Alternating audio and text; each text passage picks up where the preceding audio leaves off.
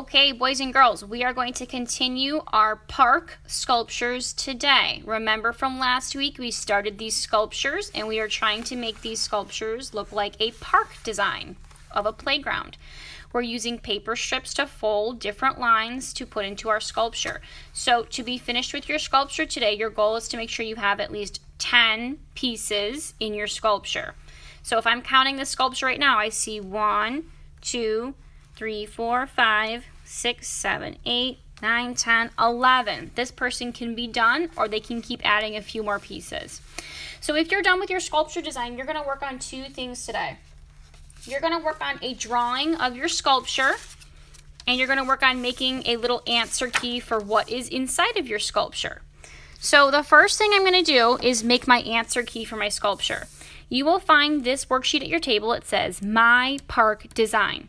This is like a little answer key for somebody looking at your sculpture so they can tell what is in your park design.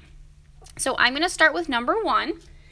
And at my table, there's some little stickers. I'm going to choose any colorful sticker, doesn't matter, and put it next to number 1 on my paper.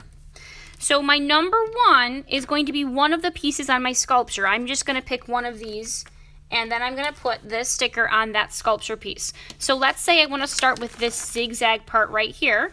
I'm going to put this on that sculpture piece so that they can match up with each other. This is the first sculpture piece.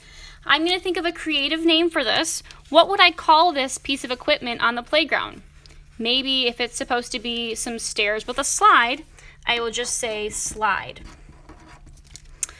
Okay, number 2. Pick a new sticker, put it next to number 2, and then choose which piece of equipment on the playground will be number 2. Maybe it will be this piece right here.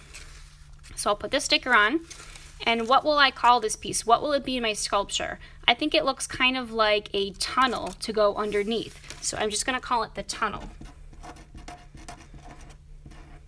Okay, I'm going to keep going until I have 10 pieces. If I have more pieces in my sculpture, that's where I can put 11, 12, and 13. And if I need more space, I can write on the back. So I will think of a name and match up the sticker for all the pieces in my sculpture. Don't forget about any pieces. Once I've done that and I finish this, I'm going to start my map or my sculpture drawing of my playground. So what I am going to do is I am going to look at the pieces of my sculpture and try and draw all those pieces on my white paper. So notice how this one right here matches up with the red triangle. This zigzag line with the curvy line is the slide. And I'm really trying to look at these pieces and draw them on my paper. So if I've drawn all of the 10 parts of my playground sculpture, I can take my markers and start coloring them in. This will make your map very clear so that somebody who's looking at your sculpture can understand what it is. So if the slide is pink, then obviously I'm going to take my pink marker and start to color the slide pink.